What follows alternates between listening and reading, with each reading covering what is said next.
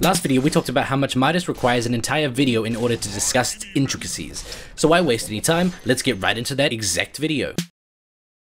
Hand of Midas is one of the most misunderstood and misused items in all of Dota, so I guess for you special pledges I can sort of show you the way, right? Basically it's an item that just costs enough to push it to potentially get picked up a little under 10 minutes, and that's good, because we're about to do a lot of math, so don't mind the bombardment of random numbers at your face for a bit. At the very end they'll seamlessly tie into everything else.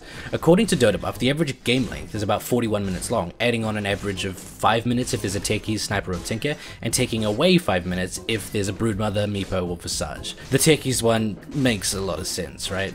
I mean, it's kind of weird that it's only 5 minutes. Why am I telling you this? Well, it'll feed into how good Midas really is in a bit. Truth be told, I don't even know if Midas is really that good. This video is as much an educational experience to me writing it as it is to you watching it. Midas' worth as an item ties directly into overall gold gained over the total length of a game, and same with experience. I mean, without me throwing numbers at you, you'd already be able to infer that if the average length of a Dota game was 10 minutes, and Midas required 10 minutes to farm, to pick up, Midas would be a bad item. So that, so far, is pretty well understood by all parties involved, right? Before we get into the crazy stuff, don't forget that even without using its active, Transmute, it's still a 30 attack speed item. That's not really anything to knock. Yasha is a 26 attack speed item, even including the added agility, and the only item cheaper than Midas that also gives 30 attack speed or more is Powered Treads when set to agility, also known as the boots that you'd go when you need attack speed.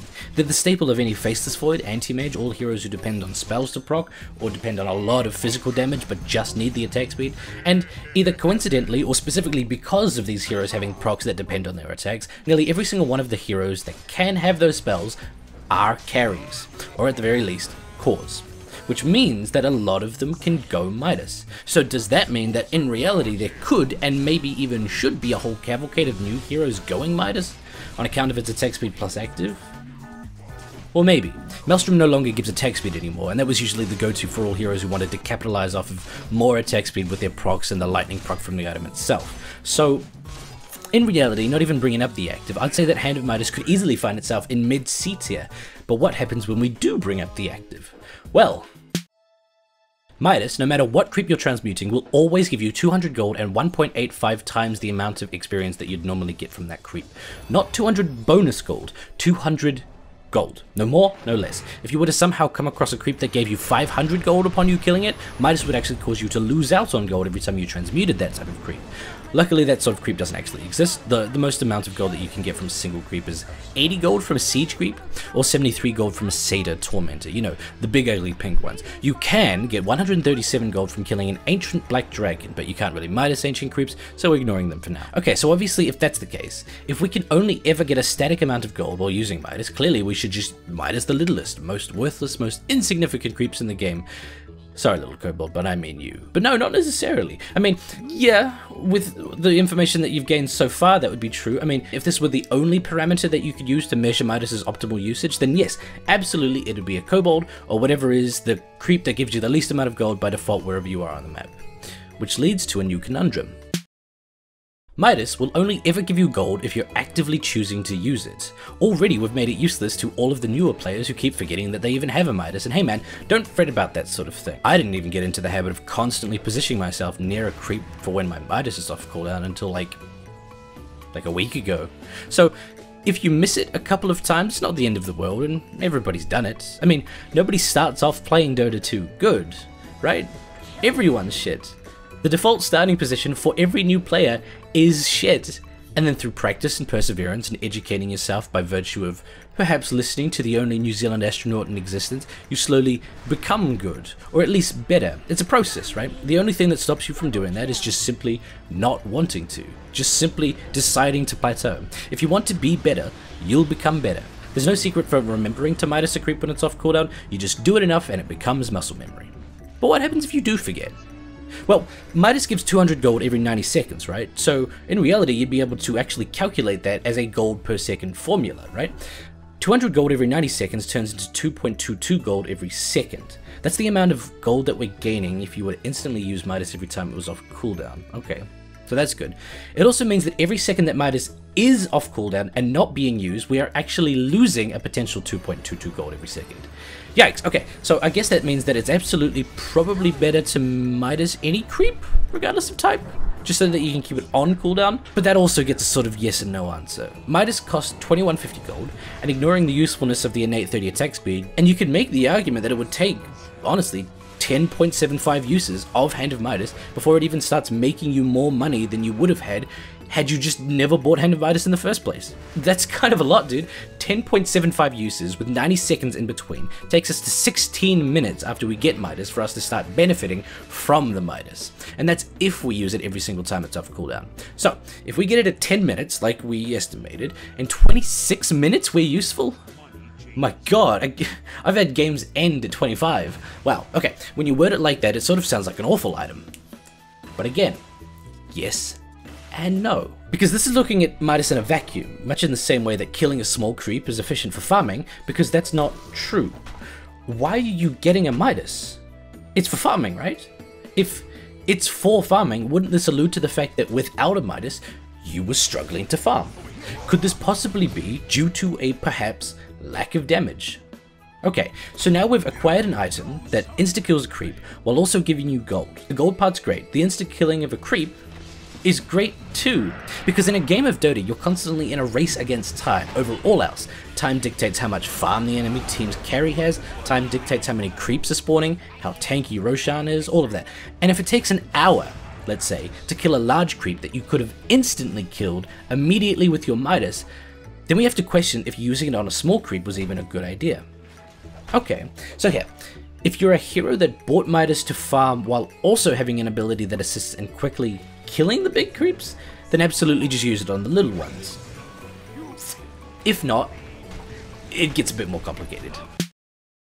Because now we factor in experience, which absolutely shakes up the formula we've used so far, because no item in the game can give experience, other than Tome, which is a limited asset. Sure, some indirectly give experience by allowing you to farm more places faster, but no items literally create experience from nothing. Dota's resources aren't unlimited. There is a finite amount of farm that can be had every minute, and that is split 10 times by every hero in that game. So let's imagine a thought experiment, right, where there's only 2 heroes and 2 creeps every minute. You can kill 1 creep, and the other hero can kill 2. There is absolutely no item that tips the scale in your favor here. No matter what you build, you will always simply end that minute with the same amount of farm as your enemy. You can kill this 1 creep in 1 attack, or it could take you the whole 60 seconds. It doesn't matter. By the end of that minute, you will have gained the same amount of XP as the enemy. But not with Midas. So let's just naturally expand this thought experiment into a real game. Now, your entire team has Midases, for some reason, yet you own the same amount of the map as the enemy team and farm the same amount of creeps, right? Just imagine a line straight down a diagonal. You can call it the river. Minus the entire team having Midases, this is a very common occurrence in nearly every game. Actually, to be fair, I've even seen it a couple of times with everyone having Midases, but no comment there. You undoubtedly come out of that scenario better off than your enemies. While Midas costs 2150 gold, it actually costs 0 experience. So in actual fact, if you're a hero who wants experience more than gold, so like a hero that just does not care about gold at all, like a Phoenix or like a Warlock or Crystal Maiden, this item literally instantly accelerates your farming capabilities from the first time that you use it. When sizing up every creep and deciding which to kill, consider this. The lane creeps give 57 experience for melee, 69 for ranged, and 88 for siege. Overall, that's pretty decent, especially if you're spending most of your time on lane, unable to make it to the jungle. In fact, there are very few creeps who actually give more experience than that, considering all of the major nerfs to jungle over the years. The only creeps that can even beat that are the Alpha Wolf and Hellbear. They give you 70, and all of the 5 larger jungle creeps at 95 each. So with all of this information, we can actually extrapolate the perfect creep to transmute for any type of hero. For all heroes that want experience over gold, go for the Dark Troll Summoner. It gives 47-ish gold, but with Midas gives 175.75 experience. The other big creeps give the same, but they also give more gold that you're ending up losing with the Midas' static 200 gold gain. If you're wanting as much gold as possible, while also playing a hero that can kill big creeps with straight auto attacks, kill whatever little creep is nearby. And if you're wanting a nicer mid ground, honestly killing any of the melee creeps, not the ranged creeps, could do you well. And the days of talents giving extra damage, extra XP, extra gold, it's a weird and tumultuous time for Midas. Heroes like Invoker are getting them every game, of course, because they give the attack speed that benefits from Exhort, they give you experience, which is something that Invoker wants, gives you gold, but even heroes like Crystal Maiden pick them up from time to time to benefit from the insanely powerful talents that she has that she wouldn't normally have access to.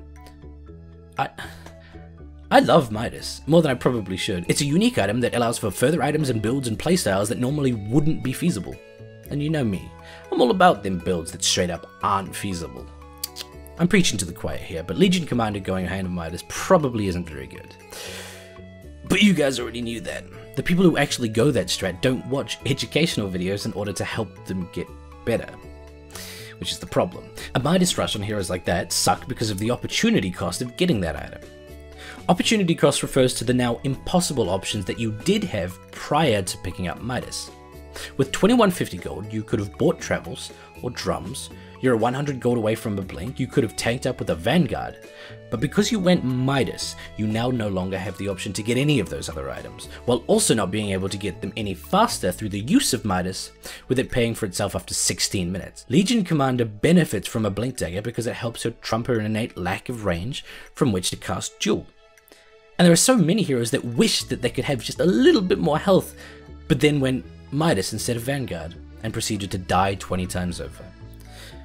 So the best heroes to get Midas on actually end up being heroes who don't need items, ironically, or heroes who absolutely do need items for the late game. It's one of those really bizarre and unique occurrences where the best heroes to get Midases are position 5s and position 1s, with an inverse bell curve in between them. Huh, look at that. With all that said, Midas is still a fantastic item that compensates for its drawbacks in pushing your power curve back 10 to 20 minutes in a major way by accelerating insanely everything past that point.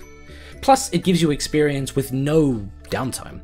It's not necessarily an S tier item on account of all of these drawbacks, unless of course you're constantly playing heroes that only ever care about experience and don't care about gold at all, if you're like a Phoenix spammer or something. But even Phoenix benefits from Veil, because it helps him farm faster with the use of his spells. Midas works on him, but there's always something potentially better. I don't know what that really means. Does that mean Midas is bad, or does that mean that Midas is not good enough? I don't know. It's not S tier, absolutely, but when it works, hey, A tier. Absolutely A tier. Now, after all of that time, we should probably get back to your regularly scheduled programming.